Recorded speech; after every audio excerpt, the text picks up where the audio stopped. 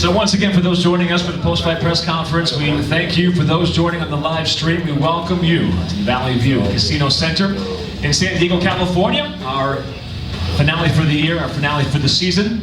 It's all wrapped up, it's in the books. For those members of the media who are here in person, we'll take questions at the end after remarks from the panel that we see just behind me here. To open up our press conference, we'll turn it over to Bellator President, Mr. Scott Coker. Testing it. Again, welcome to the post-fight press conference tonight. I thought that we had something for everybody. We had some dynamic fights, we had some great knockouts, we had some technical fights, and we had the big fight between Tito and Bonnar, which I thoroughly enjoyed. And for me, it was just great to see the production value, the quality of the fights, and just to see where this company is headed. So I'm excited for the future. I hope that you guys saw what we're going to deliver from here on out. And I'd like to introduce John Slusser from Spike TV to continue the remarks. Just want to say, what an incredible start to the Scott Coker era. We're so proud. Mostly we're proud of the guys up here on both sides of me. They gave it their all, and it was a terrific, terrific night of fights. Like Scott said, production value was amazing. We're really proud of that. It was a team effort, both from Spike and Bellator. On behalf of Kevin, Jason Jordan, Frank Tanky, and the rest of the team here at Spike, we just want to say thank you for coming out. Thanks for supporting, and just want to say that you got a lot more exciting events like you saw tonight coming from Scott Coker and the gang. I got into a fight. No, John, I went back and watched the replay. I don't know how the body works, what happens, what happened there. Definitely looked like I lost sight of something, and I was up, but obviously the ref stepped in. So it wasn't an eye poke or anything? No, it wasn't an eye poke. I'm not going to sit here and say it was anything more than a punch. I saw the replay. Will hit me pretty square there, and hey man, it's a fight game. You know, my face is beat up. He's beat up. A lot of us are beat up here. This is what we do. We go out there and lay it all on the line, and you win some, you lose some, and sometimes weird things like that happen. You know, I'll be back. You know, we had a good game plan. Will Brooks had a good game plan as well. I think I'm not going to say he was running, but he had very good footwork and was moving side to side, and he keeps that long range. He keeps a long range. He switches stances. He throws kicks, and you know, I wasn't cutting him off like I needed to, and I wasn't closing that distance. So kudos to him. He fought a great fight, and you know, it was weird there at the end, but sometimes it happens that way. It was unbelievable. You know, in this building 3 years ago, might have been 3.5 years ago now, we had one of the greatest battles in Strikeforce history, which was Paul Daly fighting Nick Diaz. And that's been one of my favorite fights since that fight happened. And that happened right here, and we had a great crowd, and I always believed San Diego was something that we wanted to come back, and we had the opportunity. And so we had the opportunity with this fight. You know, we sat down internally, talked about it, and we said, you know what, let's take this to San Diego. And once we decided to come here, it was all on, and then we just went for it, and you know, we swung for the fences, and I think that, listen, today was a great night, the fights are great, and I feel like we hit a home run tonight. I don't know, I went and I fought. It's really hard to go in there and fight under the pressure. You know, I had, that walkout was like UFC 40 all over again, but times 10. I put the pressure, Bonnar came to fight. I left it all out there. I was swinging for the fences from the first second of the fight to the last second of the fight. I went on to put on a show. Split decision, I don't know. I gotta go back and watch it. I think I lit him up a lot more times. Same with a couple shots, I think 3 or 4 that I felt. The rest are just light. Dominated the takedown. He was able to get up a couple times. I was able to ride him out a few times. I just gotta work harder. You know, I think that's my first real fight that I've had in the last 2.5 years now. And it's just trying to get right back into camp and let my body do the work. My mind's right, my body's right, my back's right, my neck's right. Everything's perfect. Everything went great. And it's just a timing thing. Shake off a little bit of the rust, and I came in, I fought. I mean, I thought I dominated. Scott wants to make a rematch of that one. I have no problem whooping his ass again. As people saw, I don't like him. I still don't like him. I still would love to keep his face in. I just don't let people get away with talking to my family. I think in the beginning of the third round, I was a little bit winded, and my heart took over, my mind took over, and I was just slinging for the fences. I was trying to take his head off. I was hitting with bad intentions. I don't like the guy. They call it a split decision, whatever. One 30-27, another judge at 30-27, one at 28-27, whatever. My hand got raised. That was my goal. I entertained the fans. That was my goal. When I had people cheering, screaming Tito, I did my job. And Scott gave me the opportunity, Spike gave me the opportunity. All the fighters in here tonight, they fought their asses off. And I'm thankful to them for putting a show on. We all put a show on. People don't understand this pressure us fighters we have on our backs when we come in and we fight. We entertain you guys. And Spike team gave us this portal to show the fans what type of fighters we truly are, and hopefully beat that record of 5 million that me and Shamrock did a long time ago. And I think we did, because Scott did an amazing job in that production. That production was just like, wow. I think me and Forrest set the record. I'll mix it up. Lost, bro. You know what's loser? Who cares? Shut up. Sore winner. Hey, I'll switch it up a little bit. I didn't realize everybody was against me. Bipartial. I don't think they'll be against me anymore. Left hand.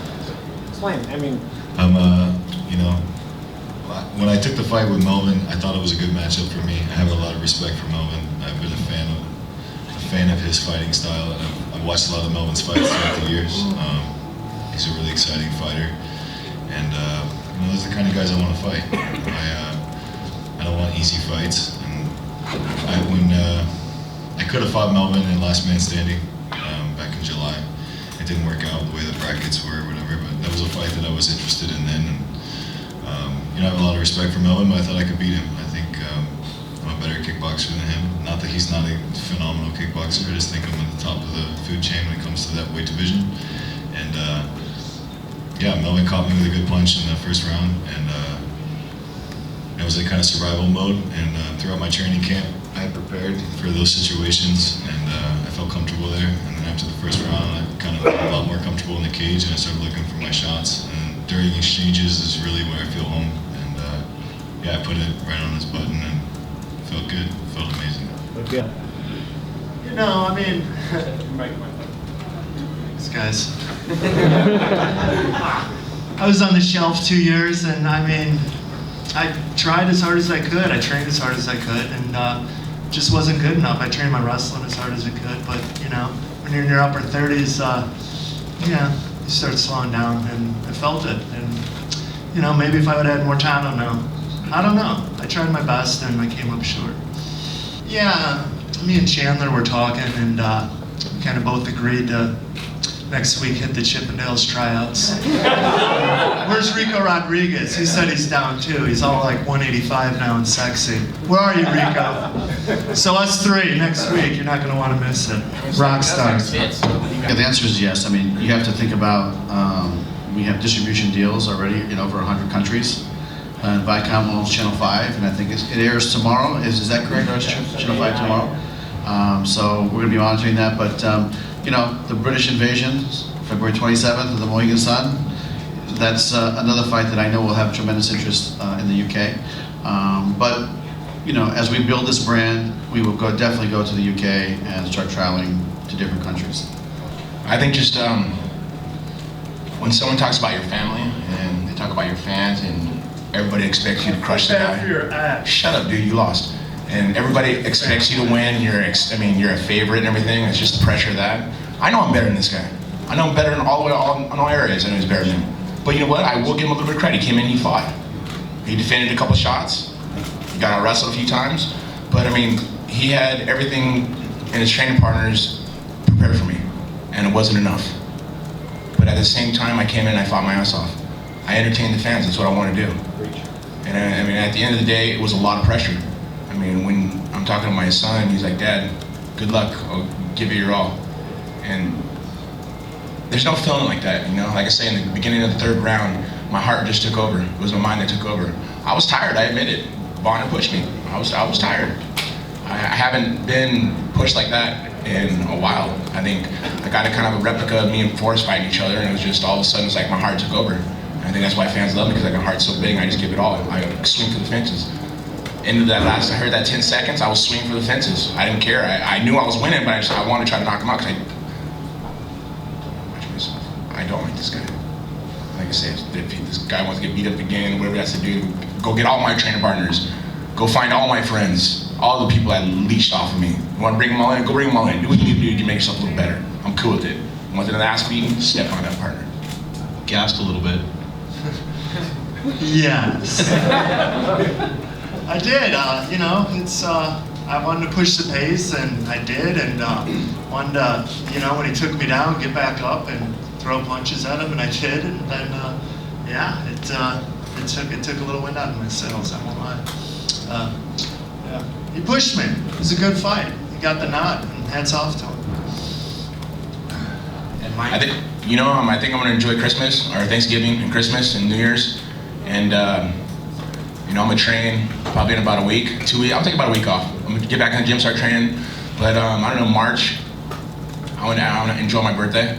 You know, last year was a huge year for me personally. I had a lot of things that I had to deal with, and I was able to deal with them. This year was kind of a building stage. You know, the Shlemenko fight was a building stage for my body, for my neck, for my back, my knees, everything. Everything at home is great. Having a company like Viacom and Spike and Bellator behind me, I'm just gonna progress.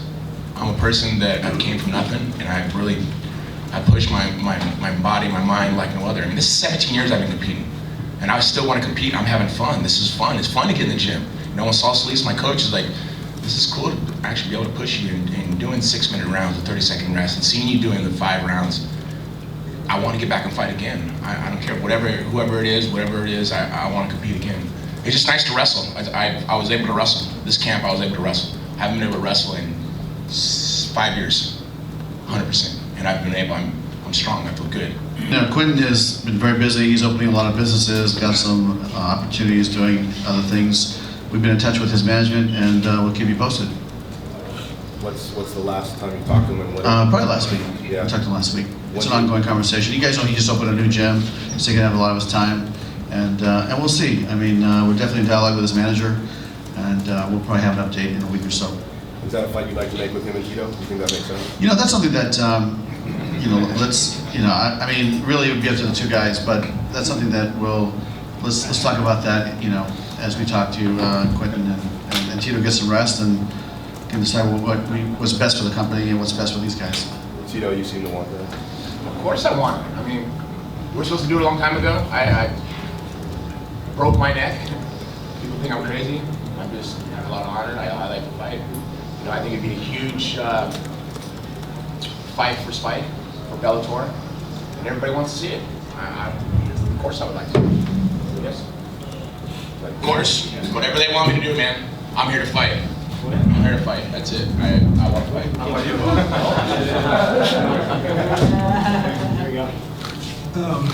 I'm down. We do this in January, February, March, April, May, June, whenever. I'm down.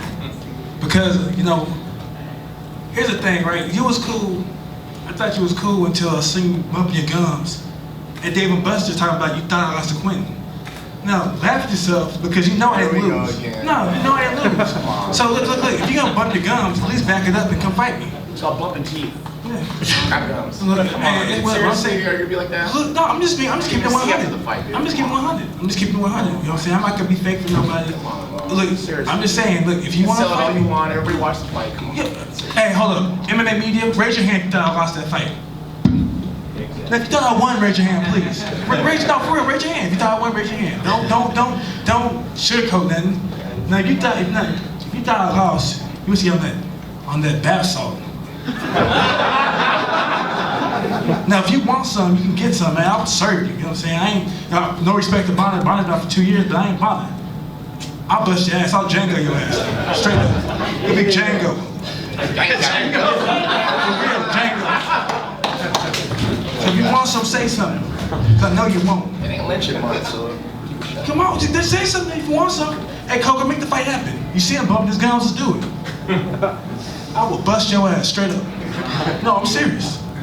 Busting no ass, I ain't gay. I'm going to You ain't gonna fight me. I know you ain't. You gonna try to duck and dodge. My neck, my back, my knee. Come on, come on, then fight me then, dog. Straight up. Y'all seen it? Fight me. Fight me.